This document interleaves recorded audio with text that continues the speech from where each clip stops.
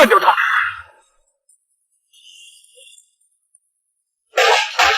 多名悍匪当街开枪，恨不得把人给打成骰子。这虽然是电视剧中的一幕，但却是真实发生在2000年9月1号的真实大案。那么这起有预谋的抢劫杀人案到底是怎么发生的呢？就在今天早上，戴着金丝眼镜、打扮斯文的江笑隐藏在银行对面的一家包子铺吃着包子，同时他的双眸一直盯着运钞车，而且谨记车上每一名押运员和他们手中的武器。等运钞车走后，他还记下了时间。等做完这一切，他立即召集手下布置了计划。在这之前，他先打了亲外甥一顿。知道为什么打你吗？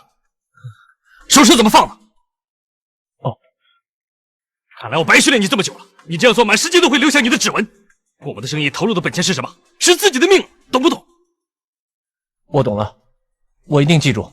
从这里就可以看出，江笑做事十分谨慎。金海因为把手放在了沙发上会留下指纹，就算是他亲外甥，也免不了被暴揍一顿。江笑满脸严肃地叮嘱手下，他们做的事非同寻常，就连一根头发丝都不能掉，稍有差错，他们将会万劫不复。紧接着，江笑就带着他们到现场勘察地形，制定行动和逃跑的路线。随后，他们回到住处就开始分发武器。江笑也特意带了美瞳伪装自己。这里说明一下，江笑的原型悍匪张军的案件中并没有这个细节，这个细节是编剧虚构出来的，放大了江笑的心思缜密、擅长伪装的人设。我再说一遍，一定要近距离开枪，每个目标都要达到2枪以上，绝不留活口。是，还有，只要枪一响，前后左右10米之内，凡是对我们有威胁的，都要毫不留情的消灭。明白了。从下小到撤退，总共有1分半时间，90秒。运钞车的钥匙在那个戴眼镜的出纳员身上，要用最快的速度消灭他。城堡，这是你的任务，记住了。是，老板，您放心吧。除此之外，江晓最中意的是金井手中的2把制式冲锋枪，他让外甥金海务必要抢到手。易大勇，我们还有一条老规矩，你给大家重复一遍。行动开始的时候，我们的人不管谁受了伤，都要上去帮他一下。怎么个帮法？打死他。要打这个地方，确保一枪毙命。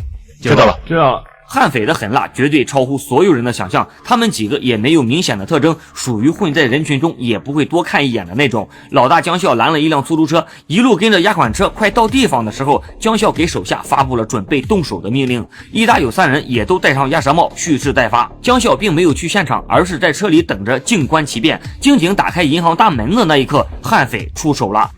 哎，下班了。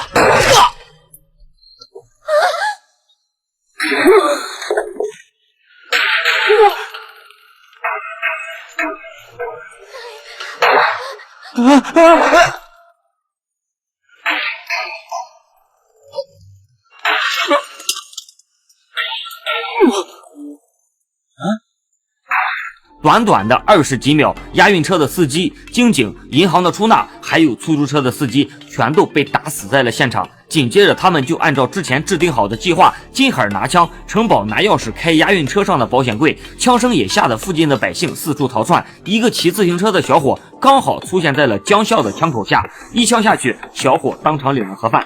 随后，江笑便跳到车上接应同伙。就在这时，户籍民警丁阳到事发的银行接他妻子下班，刚好遇到了这一幕。身为正义警察的丁阳没有任何犹豫，骑着摩托车就直奔案发现场。歹徒看到有警察，他们也立即抬枪开火。丁阳左肩中弹后，咬着牙继续往前开。快到地方的时候，他一个飞扑就打断了正在开保险柜的城堡。接着，他们就扭打在了一起。只是双拳难敌4手，更何况歹徒有6只手，他们的手中还有武器。丁阳被打倒在地，城堡也发现保险柜的钥匙断了。接着，他们就把所有怒火发泄到了丁阳的身上。快干掉他！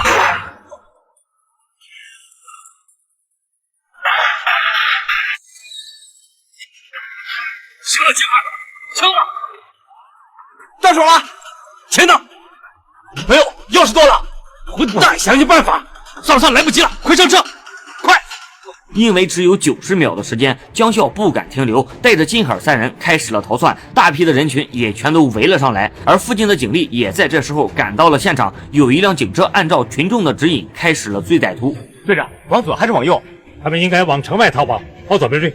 市区发生了恶劣的枪击事件，市公安局顿时就炸锅了，大批的民警、武警也全都荷枪实弹赶到了现场，同时他们也封锁了出城的各个要道。另一边的派出所所长周雄恰好跟江啸的车子来了个擦肩而过，周雄看到车速很快的出租车，下意识的就记下了车牌号，但他不知道车上正坐着4名悍匪。也就在车子走后，周雄就接到了枪击案的电话，他马不停蹄的朝案发现场赶去。此时的现场已经被老百姓围得水泄不通。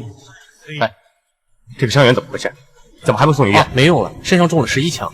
周雄看着眼熟的外套，他的双眸猛然收缩，一股强烈的不祥的预感涌上心头。他走上前定睛一看，这件外套正是他送给老同学丁阳的。杨子，杨子，杨子！除了有3名警警、1名银行出纳人死亡之外，歹徒还杀害了1名出租车司机，现场也有1名群众死亡。